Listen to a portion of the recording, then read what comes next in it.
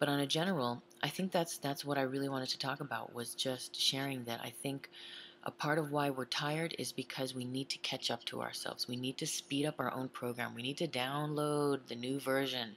We need to come up to speed. I was talking to my friend Jonathan, and he's been going through certain life experiences, and which he shared with me. He's like, yeah, man, now I feel like I'm like gone from the 2.0 to the 3.0 or the 4.0 version of himself. And um, and I thought, wow. And recently in these months, I've had a few experiences like that that have really pushed me to way outside of my comfort zone and doing things that I never thought I would have done before. And it's been really exciting and fun to get to know who you are in those different spaces. And I feel like, wow, yeah, I'm bumping it up. Here we go, 5.0. So 5.0 yourself, 4.0 yourself, 3.0 yourself, bump it up. Whatever that means to you, whatever that is. I know a lot of people are receiving their Reiki attunements for the first time and learning to just be with that energy, to open up the channels and feel what that's like, to lay hands on yourself, to feel that chi, that universal life energy, that vibration of love that is a thread that runs through all things and beings, to feel that really consciously move through your body, heal yourself and others. That's a huge initiation. That's a huge stepping stone into coming into your power, into healing your stuff, healing your shit, getting over it, working it out, doing what you need to do for you to make peace, to make peace, to be clear, to be clear, to move on, to move on. And it doesn't even mean that it has to be some huge big thing that you're moving on to, but just in a sense of being liberated, freeing. A lot of stuff, it's all in our minds that we carry with us. And it's the thoughts and the minds that feed the tar body, that keep the tar body fed, that keep it happy, that keep it thriving. When we constantly make choices, and we're either making choices out of fear or love. And I think this is what's happening, is this juxtaposition, this duality, and it's coming into this alignment, and where it's going to be clearer and clearer. Oh, wow, I'm making this choice because of something that happened to me when I was 12 years old, and out of that old fear. And I'm not really allowing myself to make a conscious, clear choice in the present moment. Okay, let me sit with this. Let me think about this, or let me just let this go right now, and free myself. And it seems so simple, but it's the root of everything. It's the root of everything that drives us. It's the root of our navigation system is our thoughts. They're very, very powerful. Thoughts are potent. Thoughts are electric. Thoughts are energetic. Thoughts are magnetic.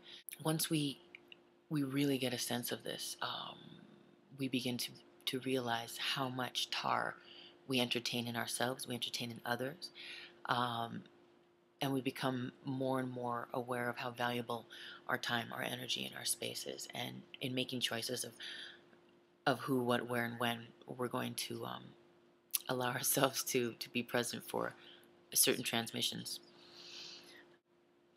So the bottom line is, let's make peace. Let's consider forgiving. Like, really, even if it's so bad, even if it's so bad that you've never even thought about forgiving, just consider it. Breathe. Breathe forgiveness. Breathe it into your body. You see, it's going to be more and more challenging to awaken on this earth plane in the light, and through this light that's coming in accelerated ways.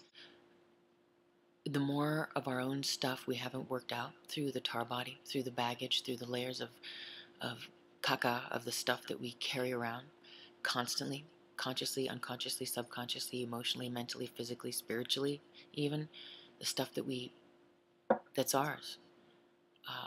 It's time to consider letting go of what you think you are in the light of that, or in the darkness of that, rather, and make room for more light and see who you are in the fullness of that light. Making peace, forgiving, letting go, blessing, knowing that everybody is doing the best that they can. Even if you think that they can do better, everybody's really just doing the best that they can with what they got.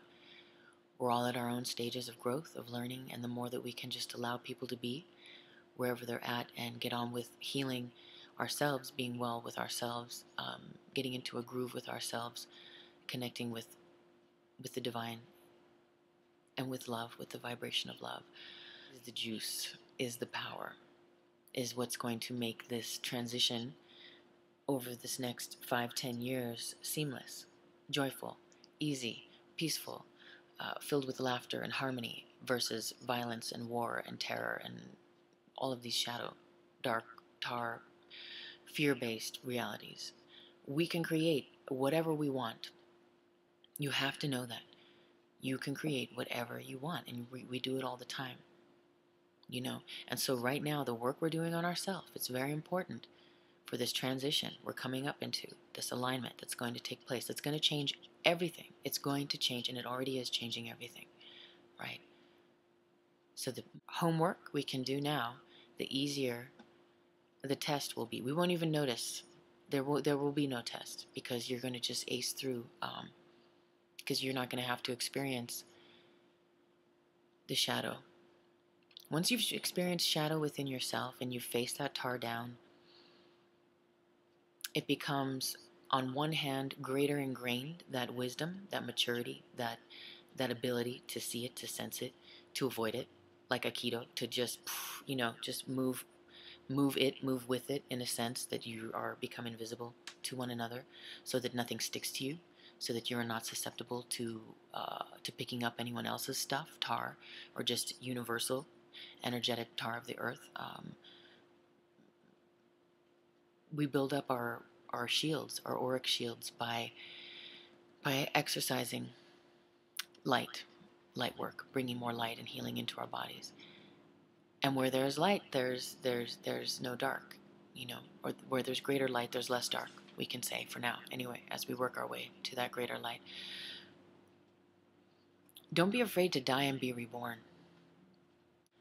Don't be afraid to let go of what's not good for you, of what's not healthy, what's not healing for you. People, places, things, wastes of energy, time wasters, people drainers, whatever it might be. Habits, patterns, jobs, friends, an old car, I don't know. But let things go so that new things can come in, so you can make space for the new. That's really important. Dare to grow. Dare yourself to go outside of your comfort zone. Dare yourself to be empowered. Dare yourself to be empowered. There's a lot of stuff we got to let go of to come into our power. A lot of weakness, a lot of fear, a lot of things that are anti-strength, that are anti-you being in your fullest power. There's a lot of things that we can allow, that we can entertain, that we can allow to get in our way, to distract us.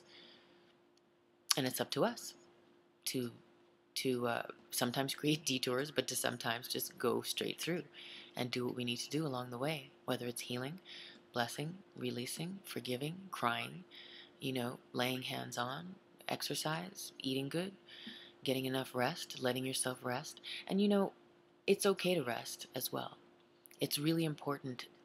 We spend a lot of our time here on this planet sleeping, but not a lot of the time when we're sleeping are we really getting rest. So it's okay to take naps. It's really important, actually, to allow ourselves to go into these different zones, to allow the brain to relax and to oscillate at different frequencies. So allow yourself, give yourself rest, let yourself recharge.